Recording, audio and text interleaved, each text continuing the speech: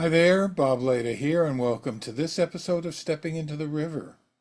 This one is a more poetic than literal episode as we're working with breath.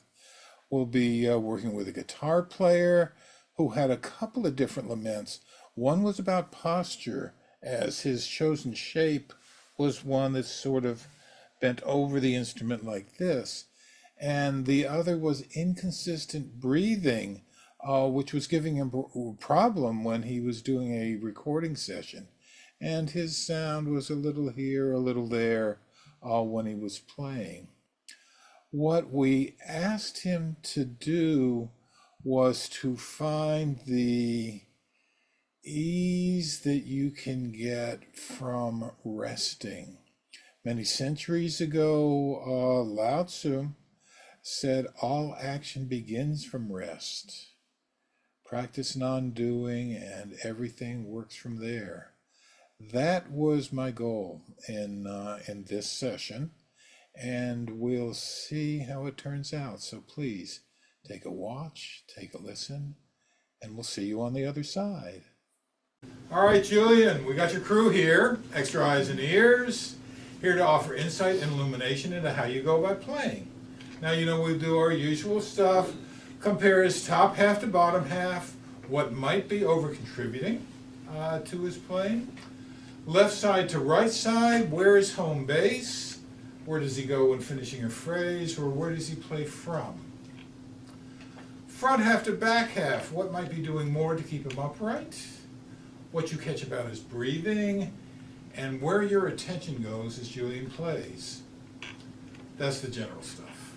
Anything specific that you're working on these days, or you'd like everybody to look for, I don't know. I tend to lean a lot like this. Okay. I think it's because I'm trying to hear more, but I'm also like... Okay, so we'll look for your Yes. shape. No, we'll look for your shape. We'll look for your shape. Anything else? My breathing tends to be pretty like... It's not very consistent. Like I'll have deep breaths and then short breaths. Okay. And it comes up because when I'm recording, I'm like this, and then I'm breathing like into the mic. Oh, into the mic, yeah, right. Yeah. So that's my big problem. But. Okay, well, you don't always have problems. There's other things too. But I'm going to get out of the way, and I'm going to go where your hat is. Okay. And thank you. It's all yours. All right. This is a tune I'm writing, I guess. I'm kind of working on it. So, yeah.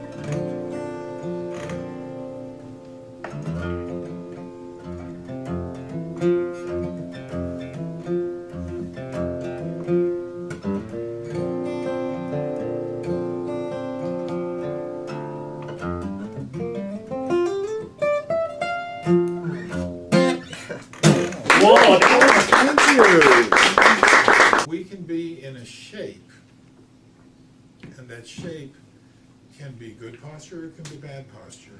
You know, the posture is how we're in the shape. And so you have a shape where you're coming over like this. Now I'm going to be doing some hand stuff if that's okay. Yeah, Is that all right? that's Okay. So, you know, get into your typical playing place. All right. So what I see is concern right here that if you let go entirely, that would happen, right? Right. So there's this extra stuff that's here. That's, well, you know, this is poetry. Not prose. But if you remember, I forget who we did it with, but you can have a sense of, as you're breathing out, the energy of your breath coming up right out through the middle of the top of your head, right? And this thing, you can rest on the buoyancy of your breath as you're breathing. So you're not so much breathing down that way, you're breathing up this way. Yeah, and architecture moves your breath out like, oh my gosh, Julian, you okay? Yeah. That was a lot. That was a lot. Yeah, that's. I think I told you the first week. It looks like nothing's happening, but something's happening. So this can be just a little more flexible, and you can wind up. Yeah, and I'm going to stay here. Go ahead and try to play a little bit. I'll step away later on.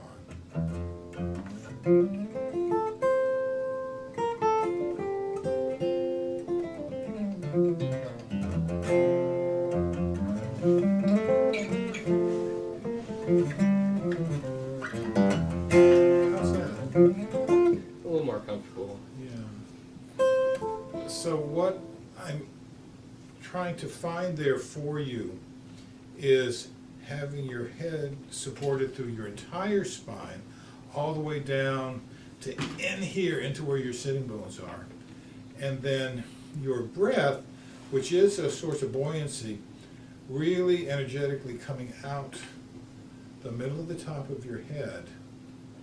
And then there's not that risk of collapse, right? Because you've got this wonderful fountain that's happening.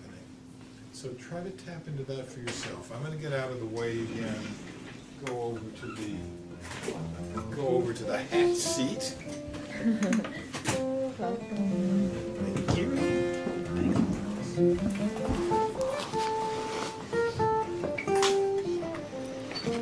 So yeah, go ahead and play again, and it's weird. You don't have to hold yourself up because your breath does it.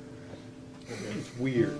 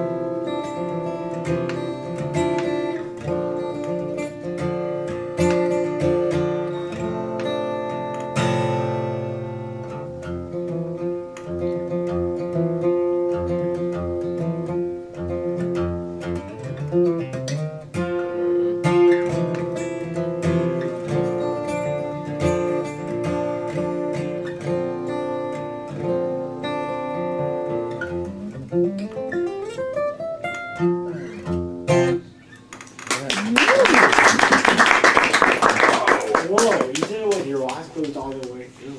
I don't know. I feel like I was just trying to focus on the breath and less It was about. like a deeper sense of concentration than it was. What did you see? What did you hear? Stuff. Maya and then Emily. Yeah, good. I guess they were more tight with their like time frame. Yeah. Oh, yeah. Right.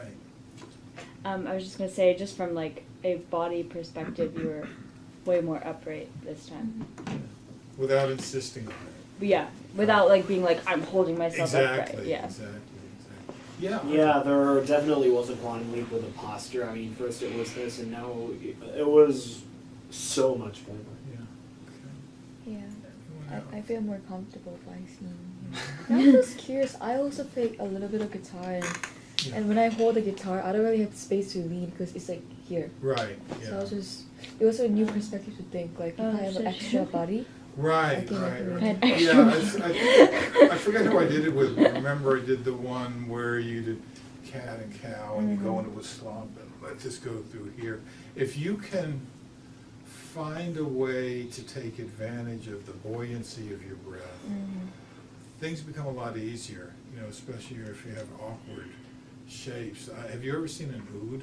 You know, which is like it's got a big bell over here. You know, and it's like I had a very short woman student who was playing the oud, and it was the same thing. You know, she found a way to use it as a reference rather than something to collapse onto, and then her sound really came out. I mean, your sound just sort of burst out this time. Yeah. Golly. It was. I feel like it was harder to, like, it sounded like it was resonating more. Like I feel like when I'm so on top of it, like it like opens Yeah. up when I go like this, and it comes away from me. Yeah. So that's good. I feel like it's hard. I'm like I didn't play as well because I'm not used to like being. Oh, up well, here. right. I mean, you got to coordinate. It's weird, like I was telling you. But I think it's going to pay off for you. That should have felt much less stressful on your back. Yeah, it felt a lot better. I noticed Yeah. that like I could like pick lighter. Mm-hmm. Like I had more dexterity, I guess. Yeah. You weren't as heavy on the chair. You weren't as heavy on the instrument. You weren't as heavy on the strings. Yeah, absolutely. But that, to my ear, it's that the instrument had more to breathe, Yeah. just like you did, and it was a wonderful combination. Big hand for Julian. Thank you. Hi, welcome back. I can't emphasize enough how important it is to rest while you're active. I put it down, for the phrase I use is creative laziness.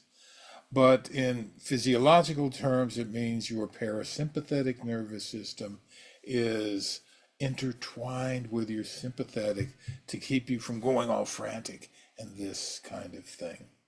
What you found for this player, or what this player found, was less pain back here, easier with the instrument. He said at the end of that, the instrument had room to breathe and resonate, and it was so. And it was a much more enjoyable experience for him, much more connected with the audience and with his music, and overall a sharp improvement. So resting on the buoyancy of your breath, on your inner flow that heads up this way, it's a great thing and will lead you to places that you don't expect. Thanks for being here this time, and I hope you enjoyed it, and we'll see you next time. Okay, bye for now.